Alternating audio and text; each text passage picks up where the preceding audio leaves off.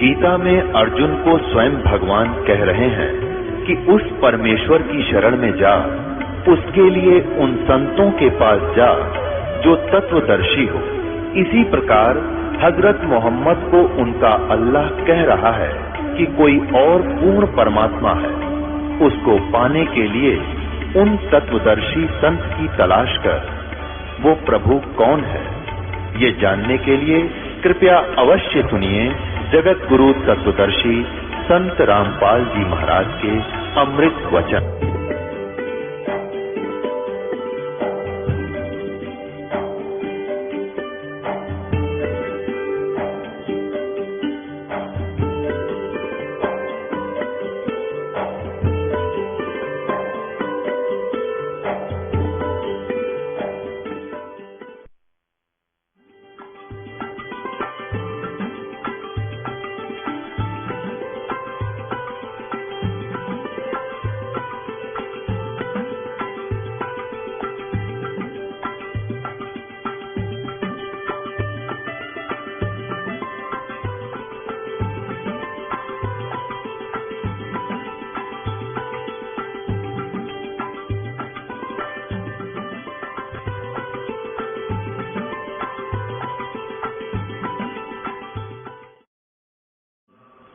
और स वेदवित, वो वेद के तात्पर्य को जानने वाला, ऊपर को जड़ वाला, नीचे को शाखा वाला।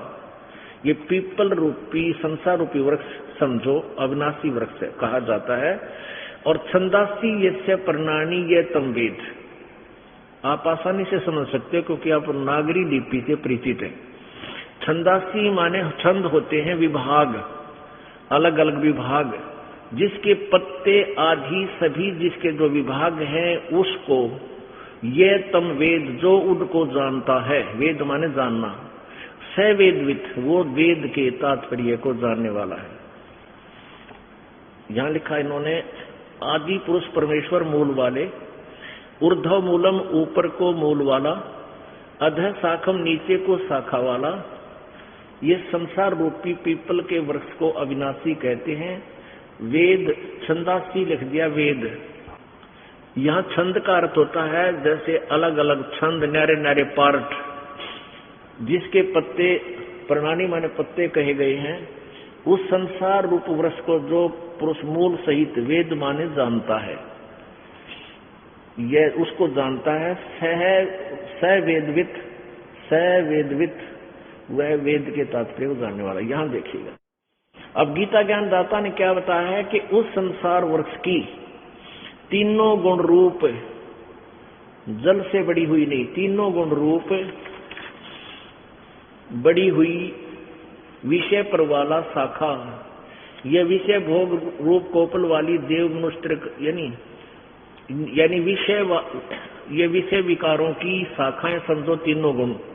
नीचे अधम, नीचे और ऊपर, सर्वतर नहीं, केवल ऊर्ध्वम, ऊपर और नीचे फैली हुई है। मनुष्य लोक में कर्मों के अनुसार बांधने वाली मूलानी, कर्मानुबंधनी मूलानी, यानी कर्मानुसार बांधन की भी ये तीनों रजगुण ब्रह्मा सतगुण विष्णु तम गुण शिवजी रूपी शाखा ही हमें मुख्य कारण है, यहाँ कर्मों में बांधी रहती है। नीचे और ऊपर, सभी लोकों में नहीं, नीचे और ऊपर व्याप्त हो रही है। आगे देखो तीसरे में क्या कहा है कि इस संसार वर्ष का स्वरूप जैसा कहा है वैसा यहाँ विचार काल में, यानी तेरे और मेरे डिस्कशन में, अर्जुन तेरे और मेरे विचार काल में, इस ज्ञान गीता के ज्ञान में मुझे पूर्ण ज्ञान नहीं है, ऐसा नहीं पाया जाता, क्योंकि न तो इसका आदि है, क्योंकि न तो इसका आदि है और न अंत, तथा इसकी अच्छी प्रकार स्थिति ही, न इसकी अच्छी प्रकार स्थिति ही है। इसलिए इस सुविरूढ़ मूलम अति दृढ़ मूल वाले, यानी अविनाशी स्थान है सतलोक, जो मूल स्थान है उसका, इसमें उसकी तरफ संकेत है। उस अविनाशी संसार रूपी मूल वाले संसार रूपी पीपल के वृक्ष को असंख्य शस्त्रेण छित्वा दृढ़ेन, दृढ़ यानी उस तत्व ज्ञान रूपी शस्त्र के द्वारा काट के, अर्थात अच्छी तरह समझकर। चौथे में क्या कहा है, उसके पश्चात उस परम पद रूप परमेश्वर को भली भांति खोजना चाहिए, जिसमें गए हुए पुरुष फिर लौटकर संसार में नहीं आते, और जिस परमेश्वर से इस पुरातन यानी सबसे पुरातन आदि यानी सबसे पहले के संसार रूपी वृक्ष की प्रवृत्ति विस्तार को प्राप्त हुई, अर्थात जिसने संसार रूपी पूरे ब्रह्मांडों की रचना की है, उस आदि पुरुष नारायण की मैं शरण हूं, इस प्रकार दृढ़ निश्चय करके उस परमेश्वर का मनन और निधिध्यासन करना चाहिए। अपने आत्माओं, गीता जी अध्याय नंबर 15 के श्लोक नंबर 2 में कहा है कि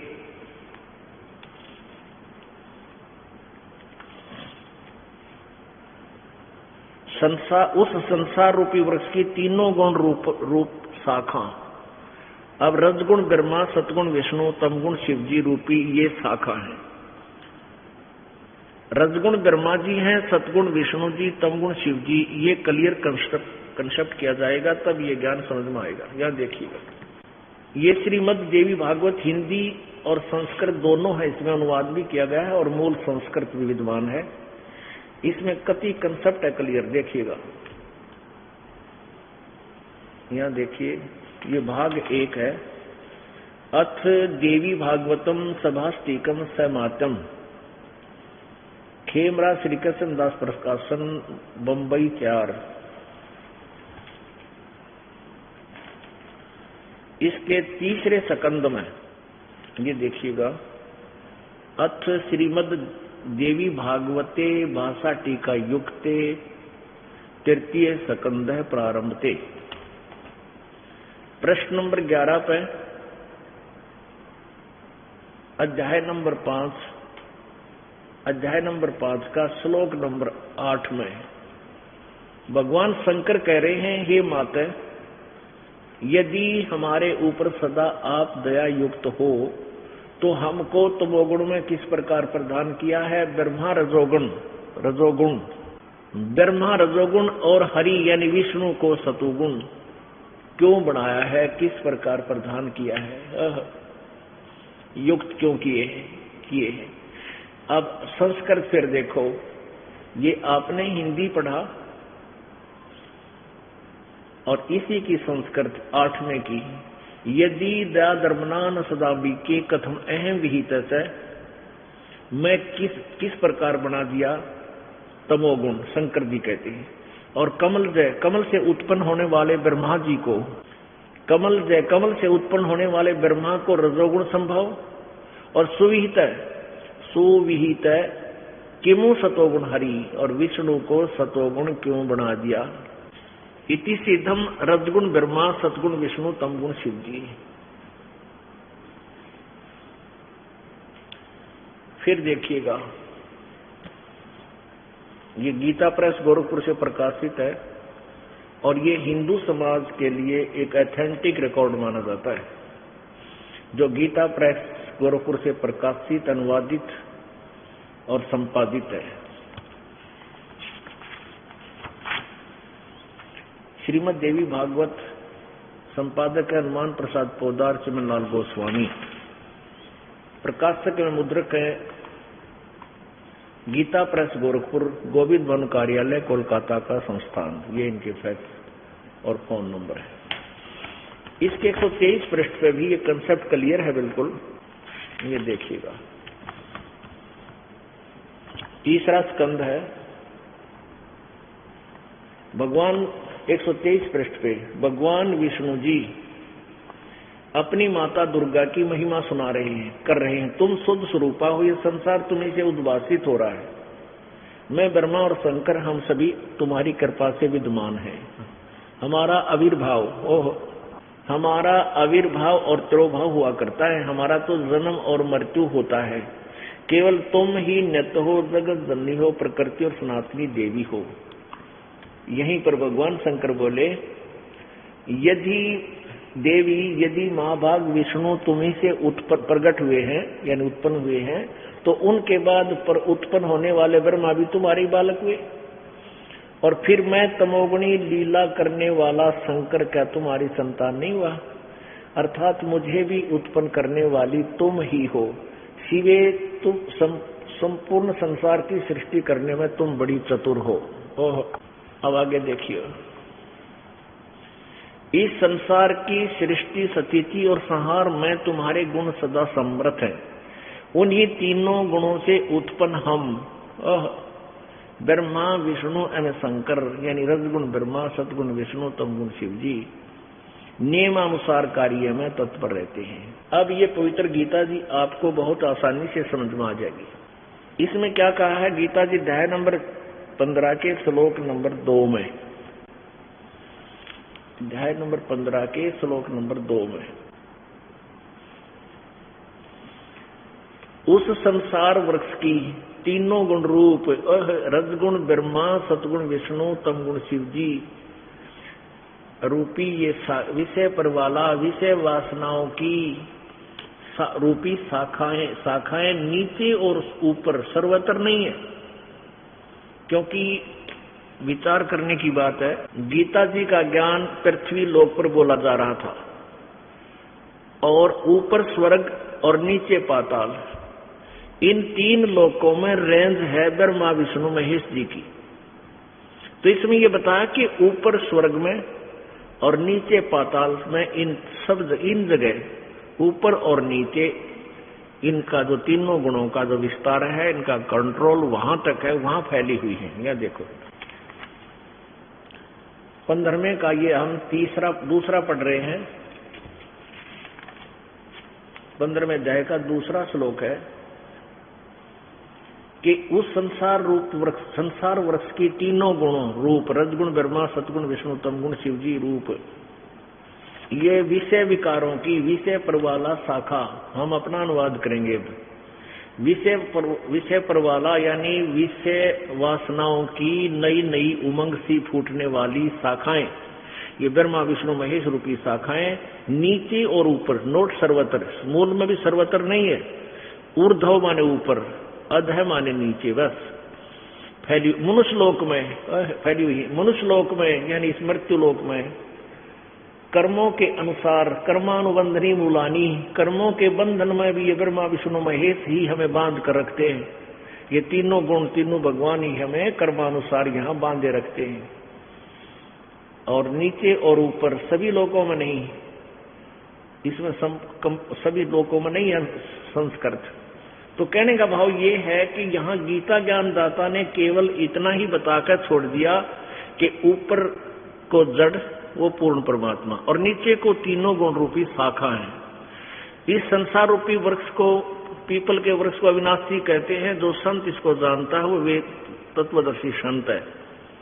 अपना ज्ञान क्या बताता है कि मुझे ज्ञान नहीं इस पूरे विस्तृत ब्रह्मांडों का, कंप्लीट कंस्ट्रक्शन का। ये देखिएगा, कंप्लीट क्रिएशन का 15वें अध्याय का अब तीसरे श्लोक में क्या कहता है गीता ज्ञानदाता, इस संसार वृक्ष का स्वरूप जैसा कहा है वैसा यहाँ विचार काल में नहीं है।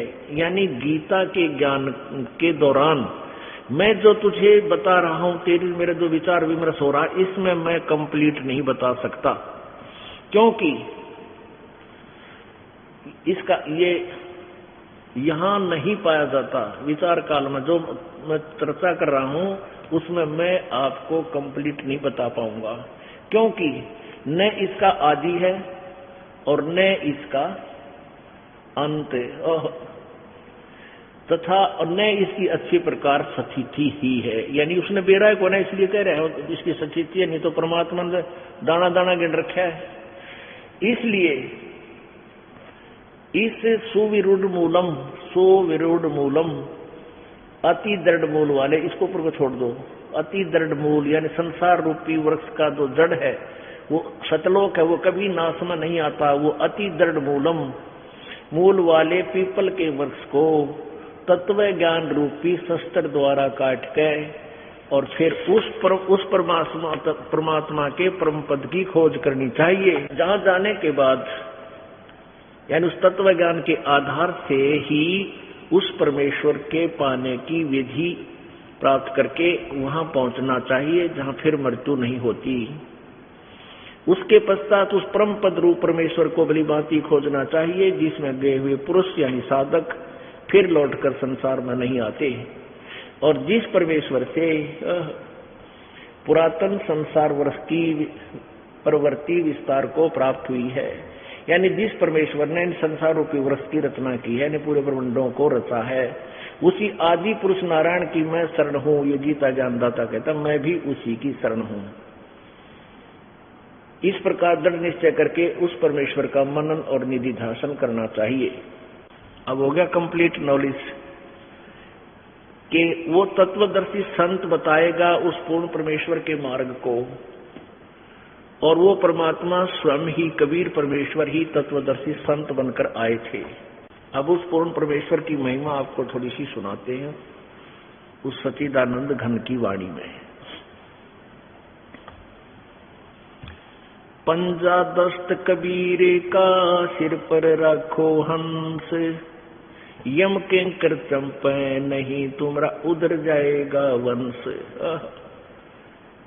पंजा दस्त कबीरे का सिर पर रखो हंस, जम किंकर चंपे नहीं उधर जाते है वंश। कबीर परमेश्वर के हाथ का पंजा, दस्त माने हाथ का पंजा अपने सिर पर रखो, यम के दूत निकट नहीं आएंगे, तुम्हारा कुल का कुल पार हो जाएगा।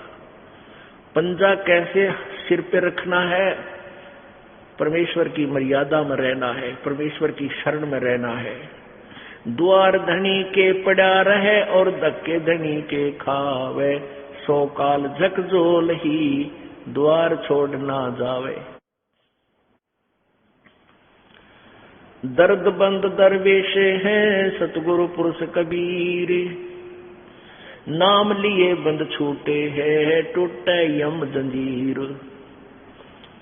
सतगुरु पुरुष कबीर हैं तीन लोक तत्सार, कोट 49 पृथ्वी ये 14 भुवन उधार, 14 भुवन आधार। गरीब सतगुरु पुरुष कबीर हैं ये तीन लोक तत्सार, 2-4 की क्या कहूं ये उदर हंस अपार। सतगुरु पुरुष कबीर हैं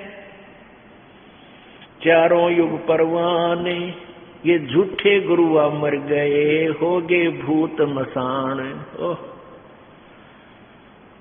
झूठे गुरु के आश्रय कदे न उदरे जीव, सच्चा पुरुष कबीर है आदि परम गुरु पीव। सतगुरु पुरुष कबीर का विषम पंथ बैराट, शिवसन का जिक जो ध्यावे ही मुनिजन जो है बाट। सतगुरु पुरुष कबीर की कोई न चल है गैल, बिना पंथ पग धरत है गगन मंडल में सैल। पग सेती दुनिया चले पक्षी परों उड़ान, ऊंचा मैल कबीर का जहां नहीं जिमी आसमान। जटकुंडल ऊपर आसन है सतगुरु की सैल सुनो भाई, ध्रुव पर ला जाना पहुंचे भाई सुखदेव को मार्ग ना पाई। परमेश्वर का कहते सबसे ऊपर स्थान है, वहां पर ये ध्रुव प्रहलाद और सुखदेव जैसे ऋषि भी नहीं पहुंच पाए। शंख स्वर्ग पर शैल है ये शंख स्वर्ग पर धाम, ऐसा अचरज देखी आवा बिना नीम का गाम। नीम मंडेरन मैल के नहीं घाट नहीं बाट, ऊंचा तख्त कबीर का कैसे कीजे साट। बिना नीम के नगर में वो बसते पुरुष कबीर, शिव ब्रह्मादिक थकत है कोई ना थरे जांधीर। लख लख योजन उड़त है ये सुर नर मुनिजन संत, ऊंचा धाम कबीर का कोई न पावे अंत। सतनाम के जाप से ये बाजे अनहद नाद, तोबा परमेश्वर कबीर की ये छूटे सभी उपाद। अब परमात्मा कबीर जी की महिमा आदरणीय गरीबदास साहिब जी कलम तोड़ लिख रहे हैं, क्योंकि उनको परमात्मा का साक्षात्कार हुआ परमेश्वर स्वयं अपनी प्यारी आत्मा को आकर मिले, सतलोक से चलकर आए छुड़ानी गांव, जिला झज्जर, हरियाणा में। और वहां से उनको सतलोक लेकर गए ब्रह्मा विष्णु महेश, और यहाँ के 2 न्यायाधीश है धर्मराज, उसके लोग को सब व्यवस्था दिखाई और फिर उस आत्मा को वापस छोड़ दिया। उस प्यारी आत्मा ने आंखों देखा परमेश्वर का हाल कैसे लिखा। धर्मराय दरबार में देई कबीर तलाक, मेरे भूले चूके हंस को तू पकड़िए मत कजाक। हाय हाय, पुण्यात्माओं, इतने समर्थ है हमारे भगवान कबीर जी। धर्मराज के दरबार में जाकर यहाँ के न्यायाधीश के समक्ष ब्रह्मा विष्णु महेश की भी हिम्मत नहीं कि वहां जाकर के वो कुछ बोल पड़े। और पूर्ण परमात्मा कबीर जी अपनी प्यारी आत्मा गरीबदास जी को साथ लेकर के धर्मराज के दरबार में गए, जहां सभी जीवों का नेक्स्ट जीवन निर्धारित होता है। और जो ही परमेश्वर वहां पहुंचे, एकदम धर्मराज कुर्सी छोड़कर खड़ा हो गया, आसन को सिंहासन त्याग कर खड़ा हो गया और नतमस्तक हो गया। ये आध्यात्मिक मार्ग है पुण्यात्माओं। ऑटोमेटिक आत्मा परमात्मा के सामने अपने आप इतनी डिप्रेस हो जाती है, उसके बस की बात नहीं, और समझ जाते हैं कि ये बहुत प्रबल शक्ति युक्त कोई महापुरुष है। तो वहां जाकर क्या कहा कि धर्मराय दरबार में दी कबीर तलाक, मेरे भूले चूके हंस को तू पकड़िए मत कजाक। डांट मारी। धर्मराज को कहने लगे, कजाक सुन ले मेरे आदेश को। मेरा यानी मेरा हंस कबीर जी का अनुयायी यानी पूर्ण संत से नाम प्राप्त प्राणी, कहीं भूल भटक जान पड़े, गुरुद्रोही नहीं होना चाहिए। गुरुद्रोही का तो कितना ठिकाना नहीं, वो तो काल का पक्का गधा बन जाता है, उसको तो किसी तरह कुट्टे छेत्र कहीं रखा है। किसी कारण से वैसे ही भूल लाग जाती है प्राणी का, और फिर वो यम के दूत पकड़ ले जाते हैं। तो वहां भी यदि आपको याद आ जावे कि मुझे यम के दूत नहीं पकड़ सकते, गुरु जी बताया करते हम तो परमेश्वर के अंश हैं, उसके विषय बता रहे हैं। एक भगत बता रहा था, जी मैं स्वप्न आया मुझे, और सपने में एकदम 3-4 दूत आए, यम के दूत आए, और वो मुझे जबरदस्ती पकड़ कर ले चले। मैं भगत उन पे प्यार से बोलूं, भाई तुम मैंने क्यों ले जाओ हो, क्यों छेड़ो हो, मैं तुमने कुछ कहता ना। वो कहने लगे, चल धर्मराज ने बुलाया तेरे को। अब वो कहते हैं जब वो धर्मराज के दरबार के आसपास जा लिए तो मैं उनके मेरा याद आ गई, यम के दूत तो हमने पकड़ नहीं सकते, ये तो हमारे साथ जो है नाजायज कर रहे हैं। ने बोला रहा छोड़ दो, मैंने झटका मार के वो छुटा लिया उनसे, और तुम नहीं पकड़ सकते मेरे को, मैं परमात्मा कबीर जी का बच्चा हूं, संस हूं। उनके ला गुट्टम गुट्टा उन मत ने बोला, 2 तो अंदर से ले गए, 2 मेरे पास खड़े रहे। धर्मराज के पास जाकर कहने लगे, जी एक जिसका अपना आदेश दिया था उसको लाए हम पकड़ के, और वो मारी गए, लड़ पड़ा, वो फोड़ रखे उनके जबाड़े। तो उन्होंने कहा, मैं तुम मुझे नहीं पकड़ सकते, मैं तो कबीर जी का हंस हूं। ये कहते धर्मराज भी कांप गया। उन्होंने देखा दोबारा अपना खाता, ने बोला, बाबा छोड़ाओ इसने वापस, इसको फिर मत लाइयो पकड़ के।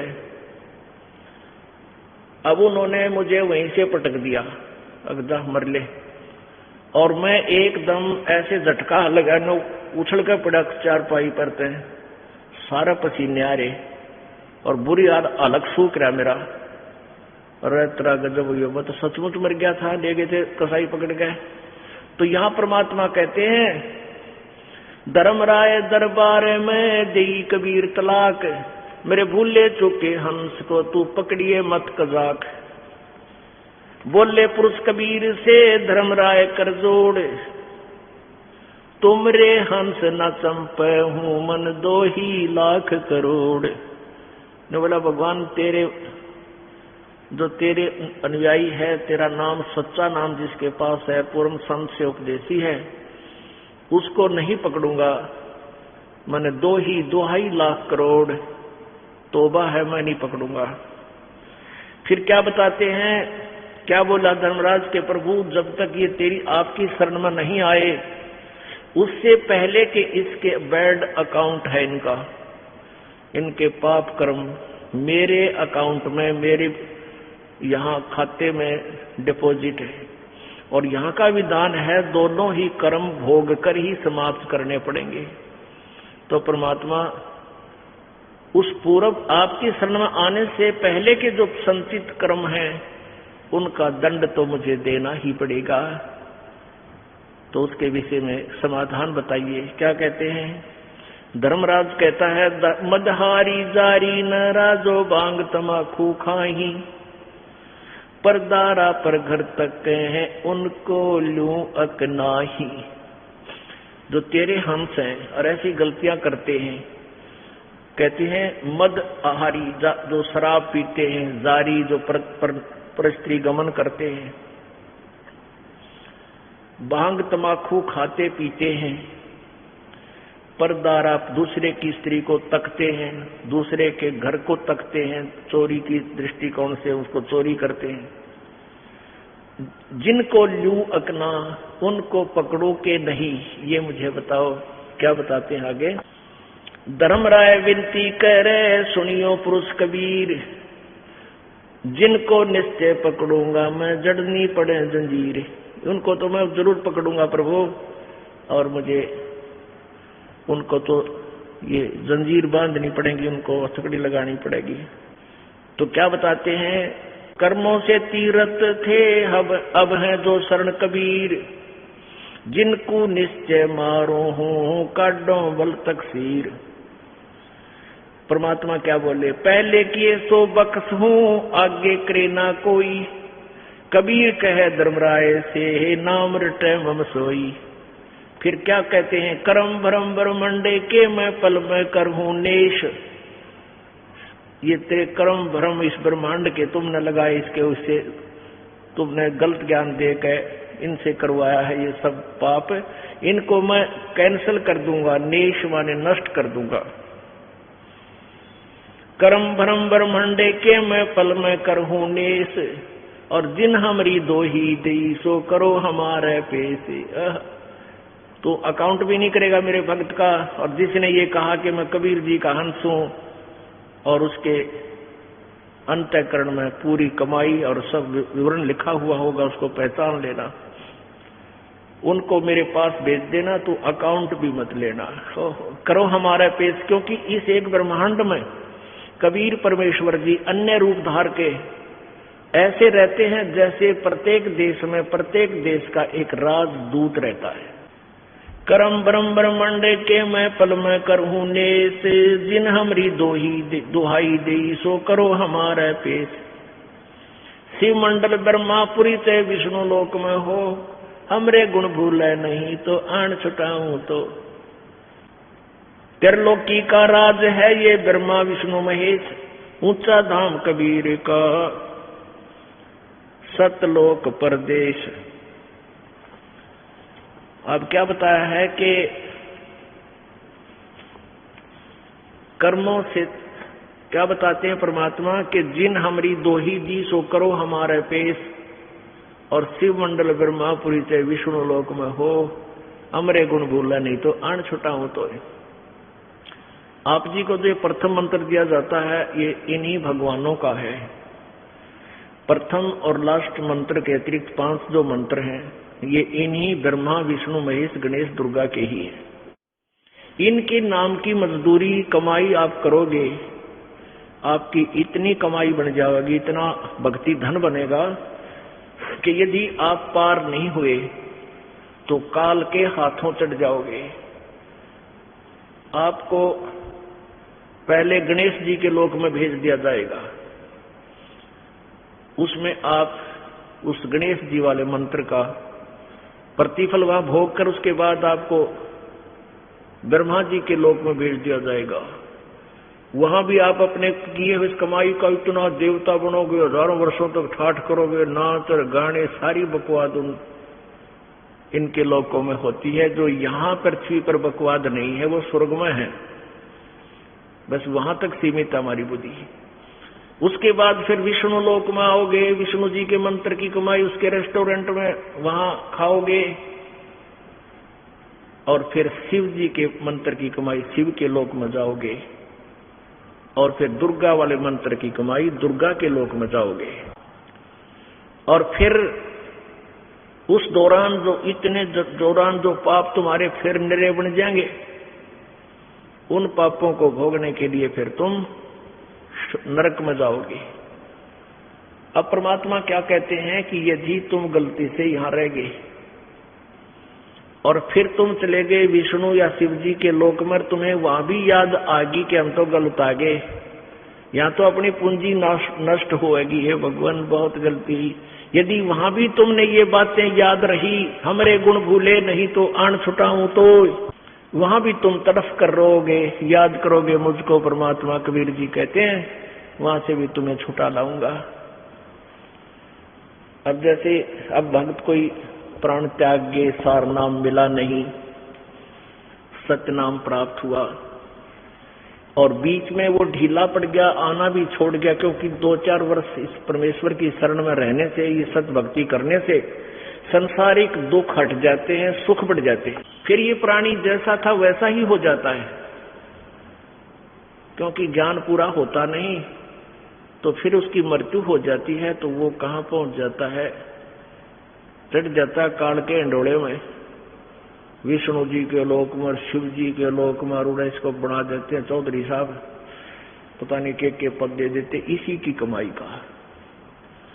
और उस भोली आत्मा को फिर भी याद आ जाता है तो परमात्मा तुरंत वहां से उसको छुड़वाएंगे, उसकी वहां जाते ही वो देवता वाली देह को नष्ट करवा देंगे, और फिर तुरंत मानव जीवन आपको याद देंगे। और दूसरी बात ये रही कि मान लीजिए ये भक्ति युग समाप्त हो जाएगा, इस दौरान भी कोई पार नहीं हुआ, अब जो वर्तमान में चल रहा है, और फिर भी उसका याद आ गई कि मैं तो गलत फंस गया, भगवान मुझे बचा लो, तो क्या करेंगे प्रभु? उसके यूं के यूं सब पुनों को सुरक्षित रखे अपने उस राजदूत भवन में वहां रखेंगे। उस परमात्मा के दरबार में उस प्राणी का अपना पुण्य नष्ट नहीं होगा, वो परमेश्वर के दरबार में उसका निर्वाह होता रहेगा। फिर वो क्या करेंगे, दोबारा जब सतयुग आवेगा फिर पटक देंगे ठाक है यहां परमात्मा कबीर जी। फिर वह ऋषिर मैं ऋषिर पता नहीं के बनकर वह होती है उनकी पूर्वजन्म की कमाई, और बैठे रहेंगे समाधि लाला कहने। सतयुग में धक्के खाएंगे, फिर त्रेता में, फिर द्वापर में कित राजा बनेंगे, 12 राजा बनेंगे, और फिर कलयुग में आकर इसी पॉइंट पर या पिछली पीढ़ी में फिर अवसर मिलेगा। जैसे अब आप आ चुके हो उस भक्ति युग में आप पहुंच चुके हो, लेकिन ये इतना काम और बढ़ गया, ई पार हो गए तो जीस आ जाएगा, और फिर रह गए तो या बिरान माटी फिर के टाट काटांगे, इसे हम फिर पावांगे। तो इस समझ में आ गई कहानी, तो पार होने का समय है। अब इसमें एक वाणी आपने सुनी थी, परमेश्वर की महिमा में आपने सुनी, झूठे गुरु के आश्रय कदे न उदर जीव, सच्चा पुरुष कबीर है आज परम गुरु पीव। सतगुरु पुरुष कबीर हैं ये चारों युग परवान, और झूठे गुरुआ मर गए वे हो गए भूत मसान। सतगुरु पुरुष कबीर हैं चारों युग परवान। परमात्मा कबीर जी कहते हैं चारों युग में हम पुकारे कूक कहा हम हेल, चारों युग में संत पुकारे कूक कहा हम हेल रे, हीरे माणक मोती बरसे ये जग चुगता ढेल रे। परमात्मा कबीर जी चारों युगों में आए। सतयुग में सत्सुकृत नाम, त्रेता में मुनिंदर नाम से, द्वापर में करुणामय नाम से, और कलयुग में कबीर नाम से। सतगुरु पुरुष कबीर है, सतगुरु यानी तत्वदर्शी संत, पुरुष कबीर यानी भगवान कबीर, पुरुष माने परमेश्वर कबीर जी हैं। चारों युग परवान, चारों युगों में इनका प्रमाण है। और झूठे गुरुआ मर गए वह हो गए भूत मसान। अब एक झलक दिखाता हूं झूठे गुरुआ की विरानवाटी, देखिएगा ध्यान से। अब नो पेटा भरेगा पुण्यात्माओं, हम किस तरह दुआ थे। पहले तो देखिएगा राधा स्वामी पंथ के प्रवर्तक यानी प्रमुख श्री शिवदास जी महाराज जी की के विरानवाटी हुई यो भूत बना। और फिर दिखाते हैं आपको ये हंसराज जी महाराज की विरानवाटी, जिसने आधे संसार के ऊपर उसके छोटे बच्चे ने बालेश्वर ने पता नहीं कितने बोली आत्माओं को गुमराह कर रखा है। अब देखो ये है जीवन चरित्र स्वामी जी महाराज। राधा स्वामी ट्रस्ट राधा स्वामी बाग आगरा से प्रकाशित है। राधा स्वामी दयाल की दया राधा स्वामी साहेब जीवन चरित्र स्वामी जी महाराज। लेखक लाला प्रताप सिंह सेठ उर्फ चाचा जी साहब। प्रकाशक राधा स्वामी ट्रस्ट स्वामी बाग आगरा, सर्वाधिकार प्रकाशक द्वारा सुरक्षित। राधा स्वामी ट्रस्ट स्वामी बाग आगरा। मुद्रक है अर्पण प्रिंटरी राधा स्वामी चैम्बर्स, भालेज रोड आनंद। ये है वो परम धनी, ये हैं राधा स्वामी के पंथ प्रवर्तक प्रमुख परम पुरुष पूर्ण धनी हजूर स्वामी जी महाराज।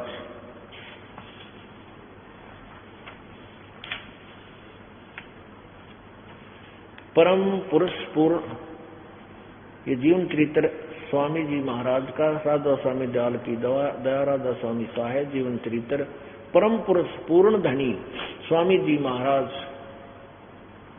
परम पुरुष पूर्ण धनी कुल मालिक राधा स्वामी के अवतार महाराज स्वामी जी, जिन्होंने अति दया करके अपना कुल भेद प्रकट किया, जो राधा स्वामी पंथ के नाम से मशहूर है।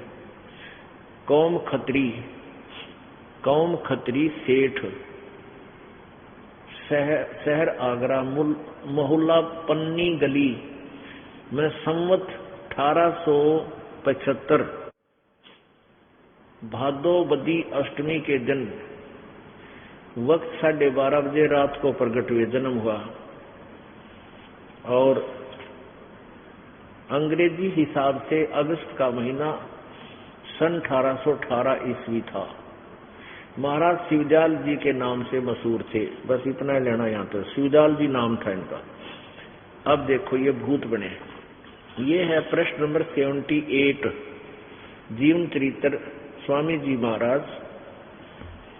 इसके 71 नंबर 71वें वचन में गीता की तरह लिख रखे इन्होंने, अटल श्लोक से बना कर कि कदम मिसप्रिंट ना हो जाए की तरह। 71 नंबर वचन में क्या लिखा है, अब बुक्की जी का, जो कि सिब्बो जी की छोटी बहन थी, थोड़ा सा हाल लिखा जाता है। यही सिब्बो जी से कुछ अरसे बाद स्वामी जी महाराज के चरणों में आई थी। जब उन्होंने कुछ दिन सत्संग किया और वचन स्वामी जी महाराज के सुने और वे वचन हृदय में समा गए, तब इनके प्रेम की हालत अजीब थी। जब स्वामी जी महाराज वचन या अर्थ पोथियों का करते, तब इनकी आंखें सुर्ख अंगारा सी हो जाती थी बुक्की की, और आंसू बार बार टपकते रहते थे, और बहुत देर तक यानी घंटों उन वचनों का नशा बना रहता था। और फिर जब स्वामी जी महाराज कथा से फुर्सत पाकर हुक्का पीते थे, जय हो परम धनी की, हुक्का पीते थे कथा करते ही, जैसे आड़ी हल जोड़ कर फिर बाद में जोटा लाया करे ना, जब हुक्का पिया करे, तो स्वामी जी महाराज कथा से फुर्सत पाकर हुक्का पीते थे या अभ्यास का रस लेते थे। तो बुक्की जी महाराज के चरणों का अंगूठा मुंह में रखते हुए घंटों चरणामृत का रस लेती थी। और जब कोई मत्था टेकने के वास्ते हटाना चाहता था तो वे चरण नहीं छोड़ना चाहती थी। तब मत्था टेकने वाले से कह दिया जाता था कि तू दूसरे चरण पर मत्था टेक लो और उस प्यासी को मत हटाओ। और वह बयान किया करती थी कि मुझे इसमें ऐसा रस आता जैसे कोई दूध पीता है। इनके भजन का ये हाल था कि 8 घंटे 9 घंटे रोज भजन किया करती थी बुक्की। इनको स्वामी जी महाराज के दर्शनों का पूरा आधार हो गया था और सुरत भी ऊंचे देश में पहुंचती थी। जब स्वामी जी महाराज अंतर्ध्यान हुए, जब स्वामी जी शिवदयाल जी की मृत्यु होगी, तब बुक्की जी की यह कैफियत हुई, ऐसी हालत होगी कि दिन रात बेहोश पड़ी रहती थी और 2-2 दिन हाजात जरूरी यानी फ्रेश होने भी नहीं, कोई भी रफा करने नहीं जाती थी और सूरत स्वामी जी महाराज के चरणों में लगी रहती थी। करीब 1.5 महीने तक यह हाल रहा। सबको खौफ हुआ कि शायद इनकी देह छूट जावे। तब स्वामी जी महाराज ने इनको दर्शन दिए और फरमाया कि जिस तरह तुम सेवा पेशतर किया करती थी उसी तरह से करो। फिर उसी रोज से बुक्की जी भोग भी तैयार करती थी। वो लेखक जो शिवदयाल जी का छोटा भाई था, वो कहता है, मेरे पन्नी गली के मकान पर पहले दस्तूर के माफिक पलंग बिछाती और हुक्का भरती थी। जब वह पलंग अभी तक बिछा रहता है। गर्ज की जिस तरह से पेशतर सेवा किया करती थी उसी तरह से कुल काम करने लगी और स्वामी जी महाराज उनको ध्यान के समय में प्रगट दर्शन देते थे और कुल सेवा उसी तरह कबूल करते थे, कबूल फरमाते थे जैसे कि अंतर्ध्यान होने से पेशतर यानी पहले करते थे।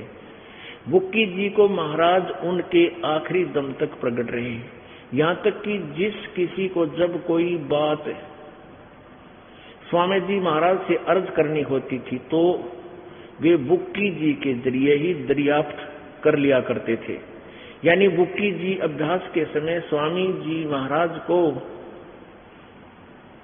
प्रगट कर हम कलाम हुआ करती थी।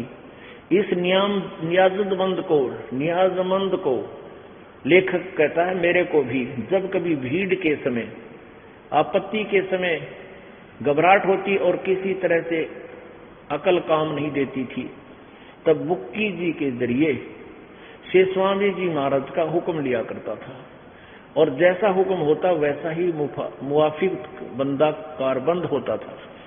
इस तरह पर राय साहब ने भी मौज की थी, जो राधा स्वामी पंथ अलग से उसने बनाया कि बुक्की जी के जरिए 2-4 बार हुक्म हासिल किए थे। अरे वाह, जय हो। अब यह कहते हैं कि बुक्की जब सत्संग करते थे स्वामी जी, बुक्की की लाल आंख हो जाओ करती और बेहोश हो जाती। वो भूत था उसमें पहले भी। वह पड़जादी लाल आंख कर देखे करा कितने समाधि लाए पड़े हो जाते हैं, जब यह भूत आता है इनमें। फिर जब स्वामी जी की मृत्यु होगी तो वह बेहोश पड़ी रही, वो भूत बनकर उस समय आबड़ा उल्टाए। अब क्या कहता है ये लेखक, स्वामी जी का छोटा भाई, ये क्या कहता प्रताप सिंह जी के 1.5 महीने तक तो वो ऐसे ही बेहोश सी पड़ी रहती थी। 1.5 महीने के बाद उसके अंदर वो भूत बोलने लग गया, स्वामी जी शिवदयाल जी। और बुक्की उसी तरह जो पहले वो स्वामी जी हुक्का पिया करता, रोटी खाया करता, इसी तरह खाना बनावा डेली और उस पलंग में बिछा का हुआ जिस पर वो विश्राम किया करते थे और उसका ऊपर बैठ के बुक्की और हुक्का पीवे और वो माल खावा जो वो खाया करता था। कहते हैं जैसे पहले स्वामी जी सब सेवा ग्रहण करते थे उसी प्रकार बुक्की के जरिए से वो ग्रहण करने लगे। ये देखिए फिर पढ़िएगा।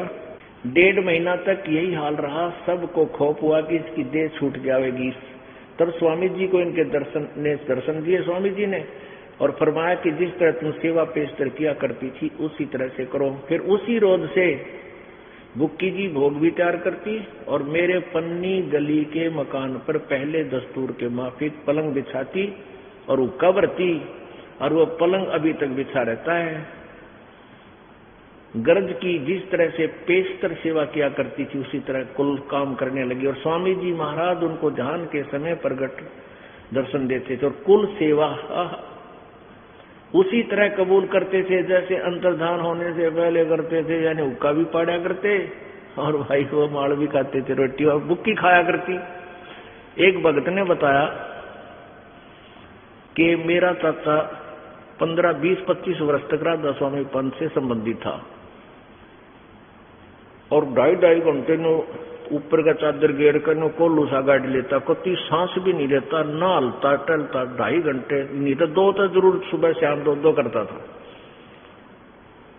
और वो मर गया। वो मरने के बाद अपने पुत्र वधू में प्रकट हो गया, जैसे बुक्की में शिवदाल हो गया। और वो चूरमा घना खाया करता, पहला ओक्का पीता था, बीड़ी पिया करता। यो तो इनका दादा लाई है राधा स्वामी अड़ा गए, ओक्का बीड़ी दबे सिक पियो कोई दिक्कत नहीं, क्योंकि स्वामी जी पीते थे तो दूसरों को क्या एतराज हो सकता है। और वो चूरमा घना खाया करता, चूरमा चरमा ना मिलता तो उस दिन आकर बोलता। और कई बार ऐसे काम उसने उस अपनी पुत्र वधू में प्रवेश होकर बोले कि तुम्हारा ये नुकसान हो जाएगा, तुम ऐसे कर लो। हमने वैसे किया तो हमें बहुत लाभ हुआ, यानी वो नुकसान बचा हमारा। तो फिर हम उससे एक आधी बात पूछने लगे, वो बात सच्ची हो जाती थी। और जिस दिन उसका वो क्या करती थी पुत्र वधू, उसकी चूरमा अच्छा गेच बढ़िया घी घेर का बनाती, पहले तो चूरमा तो छकती और फिर वो कब भरकर फिर बैठ जाती, गुरुड़ पी के फिर उसको वो छोड़ देता, वह फिर धंधा करती बाद में। जिस दिन उसको पूरा सामान ना मिलता उस दिन कहता थरा ईंट का ईंट बजा दूंगा, कहता तुम मेरी पूरी सेवा कर दो। तो वो बता रहा था जी ईब आपका नाम लिया है मन ने भी, उसकी पुत्र वधू ने भी और भी परिवार के जनों ने। तब उस चाचा जी ने पीछा छोड़ दिया है, ना तो रोज दुखी रखा करता। तो वो हाल था इस बुक्की में शिवदयाल जी का। अब सेठ प्रताप सिंह जी जो लेखक है इसका, यानी शिवदयाल जी का छोटा भाई भी उसका शिष्य था। और वो नो कह है कि मेरे ऊपर भी कभी आपत्ति आ जाती तब मैं बुक्की आगे बोला करता, और बुक्की में वो भूत बोला करता शिवदयाल जी, वो मुझे फिर मार्गदर्शन करता, मैं ऐसे काम कर। वो शिवदयाल जी तेरे में क्यों ना आया भाई, तो दूसरा भाई भी था और भगत भी था, वो तेरे से ना बोला कदे। वो उसमें भूत की तरह बोलता था। और कहते हैं जब तक बुक्की मरी नहीं तब तक उसमें रहा। वो भूत उससे अकेला ले गया उसने अपनी भक्तनी ने। अब परमात्मा की वाणी वो सत्य हुई। सतगुरु पुरुष कबीर हैं चारों युग परवान, और ये झूठे गुरुआ मर गए हो गए भूत शमशान। ये अपने कबीर जी के बारे में, परमेश्वर के बारे में तो चारों युगों का प्रमाण है कि सतयुग में इस नाम से आए, त्रेता में इस नाम से, द्वापर में इस नाम से, कलयुग में इस नाम से। एक हमारा भक्त जैसे राधा स्वामी पंथ वालों से डिस्कस होती रहती है, तो वो कहने लगा कि तुम्हारा आपके जो महाराज जी थे शिवदयाल जी, ये तो इस सतयुग कलयुग में प्रकट हुए, इससे पहले भी कितना जिक्र है थारे परम धनी का। हक ना पाए अगत कोई ना, फिर बताओ ये दुर्ते क्यों करा गया आप। और परमेश्वर जी का चारों युगों में प्रमाण है कि चारों युगों में आकर उन्होंने मार्गदर्शन किया। फिर वो भगत भी ने बोला भाई बात तो सच्ची है, ये परम धनी तो हमारा युग में प्रकट हुआ है कलयुग में। तो ये कंप्लीट नहीं था, ये था अज्ञानी, इनका ज्ञान में कुछ नहीं था। अब थोड़ी सी इनके ज्ञान की झलक से पता लगेगा ये भूत क्यों बने। ये तो भूत बनने थे, इनको ABCD का पता नहीं था। ये तुम बोल क्या रहे हो, कह क्या रहे हो। ये देखिएगा सार वचन वार्तिक, ये 2 मिनट में इसका सारा क्लियर हो जाएगा स्वामी जी परम धनी का क्या ज्ञान था। सार वचन वार्तिक राधा स्वामी, सारवचन राधा स्वामी वार्तिक, हजूर स्वामी जी महाराज, राधा स्वामी सत्संग व्यास। प्रकाशक हैं जगदीश चंद्र सेठी सेक्रेटरी, राधा स्वामी सत्संग व्यास, डेरा बाबा जयमल सिंह, पंजाब, 2003 में यह छपी है। और इसकी भूमिका है कि सारवचन राधा स्वामी वार्तिक हजूर स्वामी जी महाराज के वचनों का संग्रह है। ये वचन सत्संगों और अन्य चर्चाओं के दौरान सत्संगियों ने नोट किए थे। स्वामी जी महाराज के परम धाम सिधारने के कुछ वर्ष बाद इनका संग्रह करके पुस्तक के रूप में छपवाया गया। सन 1902 में बाबा जयमल सिंह जी महाराज ने सार वचन राधा स्वामी वार्तिक को पहली बार गुरमुखी लिपि में छपवाया 1902 में, और प्रस्तुत उस पुस्तक उसी प्रथम गुरमुखी संस्करण के अनुसार है, और अब इसका हिंदी संस्करण प्रकाशित किया जा रहा है। स्वामी जी महाराज का शुभ नाम सेठ शिवदयाल जी था। आपने 25 अगस्त 1818 में आगरा शहर में जन्म लिया। आपके पिताजी का नाम सेठ दिलवाली जी था, माताजी का नाम महामाया जी था। आपके पूर्वज पंजाब के रहने वाले थे तथा घर में गुरु ग्रंथ साहिब का पाठ किया जाता था। आपके माता पिता हाथरस के प्रसिद्ध संत तुलसीदास जी के शिष्य थे, के भगत थे। स्वामी जी महाराज ने भी तुलसी साहिब की काफी संगत की थी। बचपन से ही स्वामी जी महाराज का रुझान अध्यात्म की ओर था। आपने एक कमरे में बैठकर 17 वर्ष सुरत शब्द योग का अभ्यास किया और सन 1861 में बसंत पंचमी के दिन खुले तौर पर आम सत्संग और सुरत शब्द योग का उपदेश किया। अब देखो कि परम धनी के ये अनुभव के वचन देखियो। राधा स्वामी दयाल की दया, राधा स्वामी साहेब, खुला उपदेश हजूर स्वामी जी साहेब का। अब देखो ये जगत नासवान है, सब असबाब भी इसका नासवान है। नंबर एक में क्या कहा नीचे से, सिर्फ काम इतना है कि इंसान अपनी यानी मनुष्य अपनी सूरत यानी रूह को उसके खजाने और निकास यानी मुकाम सतनाम और राधा स्वामी में, अरे वाह, जय हो परम धनी की। अब अब क्या कह रहे हैं स्वामी जी कि सिर्फ काम इतना है कि इंसान अपनी यानी मनुष्य अपनी सूरत यानी रूह को उसके खजाने और निकास यानी मुकाम माने स्थान है, सतनाम स्थान और राधा स्वामी स्थान में, मुकाम सतनाम और राधा स्वामी में, मुकाम माने स्थान में लगावे पहुंचावे। ठीक है, आगे देखो तीसरे वचन में, जितने आचार्य और महात्मा और अवतार और पैगंबर हर एक मजहब में हुए, वे सब अपने अभ्यास के जोर से अंतर में तरफ मुकाम असली के चले, पर सब के सब दूर स्थान तक नहीं पहुंचे। सो बहुत से तो मंजिल पहली पर और कोई दूसरी मंजिल पर, कोई बिरले ही साध और प्रेमी मंजिल तीसरी तक पहुंचे।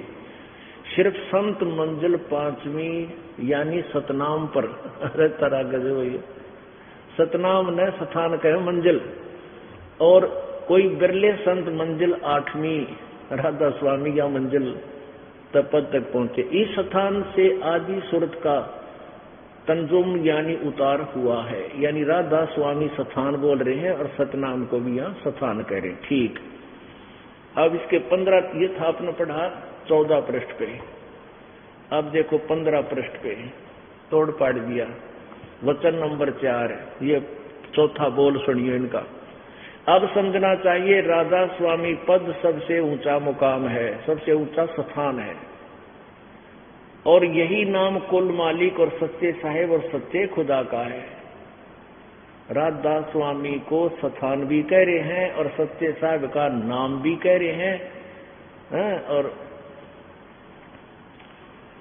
इस मुकाम से 2 स्थान नीचे, यानी राधा स्वामी स्थान पे 2 स्थान नीचे सतनाम का मुकाम है, सतनाम का स्थान है। अरे धर्म इनका देखियो, ये भगवान यहाँ एक वचन में लिखा है, यानी मुकाम सतनाम मुकाम है, सतनाम स्थान है, राधा स्वामी भी स्थान है। और यहाँ क्या कह रहे हैं कि इस मुकाम से राधा स्वामी से नीचे 2 स्थान नीचे सतनाम का मुकाम है, वहां सतनाम को स्थान कह रहे हैं। अब सतनाम का एक और मुकाम है, स्थान का स्थान है। और जिसको यानी सतनाम को, इस सतनाम को क्या बोला है, जिसको संतों ने सतलोक, इस सतनाम को बारे में गाटा जोड़ रही है, सतनाम को क्या क्या कहा है, जिसको संतों ने सतलोक, सचखंड, सार शब्द, सत शब्द और सतपुरुष, सतनाम और सतपुरुष करके बयान किया है। इस सतनाम की डेफिनेशन बता रही है कि जिसको संतों ने सतलोक, सचखंड, सार शब्द, सत शब्द और सतनाम और सतपुरुष करके बयान किया है। अरे परम धनी जय हो तेरी। अब देखो आगे और अच्छी तरह पढ़ कर देखो, बयान किया है, हैं? इससे मालूम होता है कि यह 2 स्थान विश्राम संत और परम संत के हैं, और संतों का दर्जा इसी स्वभाव से सबसे ऊंचा है। इन स्थानों पर माया नहीं है, मन भी नहीं है, और यह स्थान कुल नीचे स्थानों में तमाम रचना के मुहित है, यानी सब रचना इसके नीचे और इनमें इसके घेरे में है। राधा स्वामी पद को अकह अनाम भी कहते हैं, क्योंकि यही पद अपार और अनंत और अनादि है, और बाकी के सब मुकाम इसी से प्रगट यानी पैदा हुए हैं।